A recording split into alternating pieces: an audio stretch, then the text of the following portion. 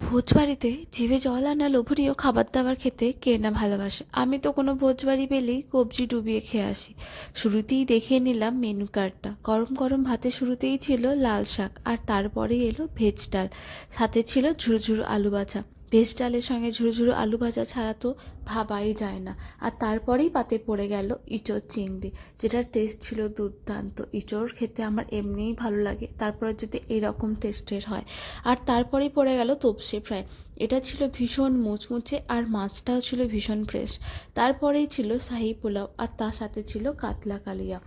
আমি যদিও কাতলা কালিয়াটা নিইনি, কারণ তার সাথে আর একটা আমার ফেভারিট জিনিস ছিল, সেটা হচ্ছে পাতুরি।